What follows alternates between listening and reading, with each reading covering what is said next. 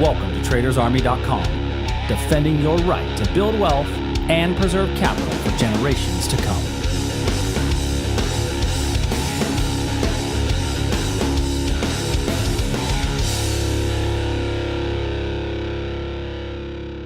Good morning, everybody, and welcome to today's edition of the Daily Market Commentary. I am your host, Chuck Fulkerson. Hope everybody had a great trading day yesterday as we are hitting the hump day, middle of the week, looking at challenging our all-time highs once again. So for those of you new to the channel, do me a favor, click that subscribe button down below so that you get the alerts as they come up, and we will get right to it. Starting with the S&P. So looking first at the ES. Now, when I look at the ES, we had a huge rally yesterday, very strong rally. So this is kind of what I talked about yesterday in my feeling that the the market selling off could have been just an opportunity to buy, and that's kind of what happened. The question is where we bought, and I will say that we had. Yesterday I talked about it, and this is why I say I love my stops. I love my stops. I had the entry right here, and it did go right through there to the next pivot.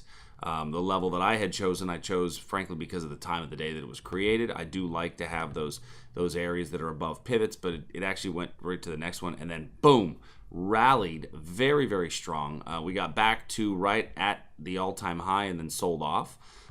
So for now, what I'm going to do is I'm going to add a potential breakout above that all-time high. So if we get back above that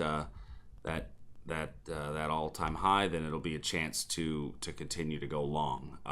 That would be where we would look. On the S&P, on the Nasdaq, we did not come close to that all-time high yet. We actually have not been able to quite get there.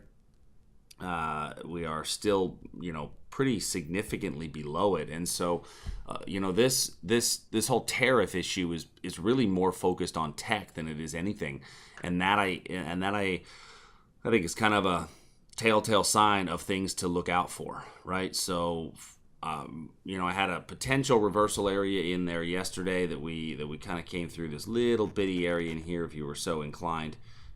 To use that for a potential reversal. As it stands right now, we're really just kind of chopping sideways. I still have my breakout long above the all-time high up here, if indeed we get there. Theoretically, you may even want to look at another short because when I look at the 4-hour chart on the Nasdaq, I do definitely have lower swing highs, lower swing lows, and we're actually putting in a little bit of a pinching pattern. It's not officially a triangle or any of that, but we definitely are putting in a little bit of a pinching pattern, maybe a little bit of a falling base, if you will. I'm going to leave pretty much most of the trades off. We'll see what happens for tomorrow, what we have available for tomorrow. Now, looking at crude oil. So crude oil, we still have our area up above here where we've got the opportunity to get short if price rallies back up into that level, but it's been chopping sideways. I don't try to trade much in these sideways markets. They tend to be the kiss of death, and so I'm going to leave this one be for now as well. In gold, we have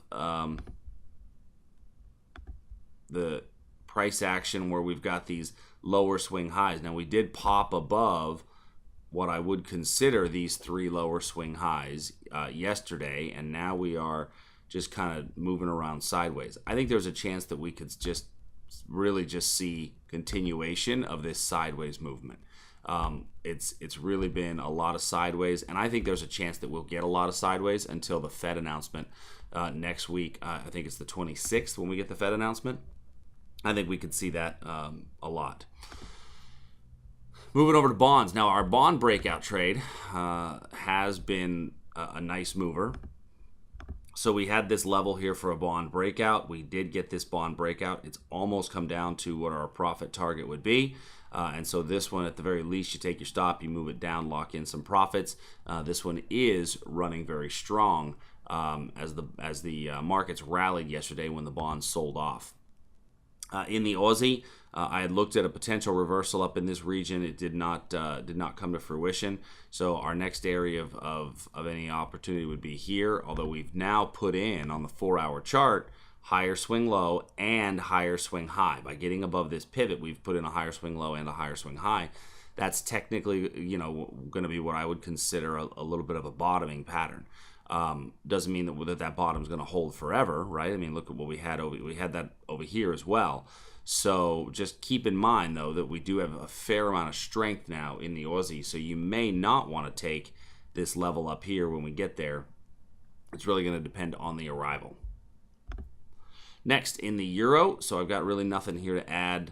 Nothing really to add in the, if I can get back to it, nothing really to add much in the euro. We are, once again, kind of in this sideways. You're starting to see a lot of things doing this sideways price action. And so when the sideways price action, I really don't want to force anything, and I want to wait for price to come back to me. And so I've really got nothing on set up for the euro for now. I will definitely add some things. There's a couple areas down here that are interesting to me when I go to the 4-hour chart and go back a ways. We've got some resistance right here that we may be breaking through soon. So I do have some areas that are interesting to me. This resistance area gets pretty good, especially that we're basing below it. So there could be some breakout opportunity there. In the Canadian dollar, our reversal trade is still way down in here. We are coming, sitting right at this potential pivot reversal area right here. I didn't have it marked off because we spent a lot of time up there, but I wouldn't be surprised to see a little bit of a pullback, and if we get a bit of a pullback, you might have something down in here that would potentially meet an entry. British pound, Japanese yen, nat gas. So in nat gas, I am not a fan of the way that we're arriving to this level. I don't like our arrival. We're chopping in front of it. We're coming to it. I am not a huge fan of the arrival. So I'm actually going to change this to a dashed line trade. And even that I'm a little bit hesitant to do, but I'm going to switch it to a dashed line trade. I'm going to look at it as we arrive into it a little bit more.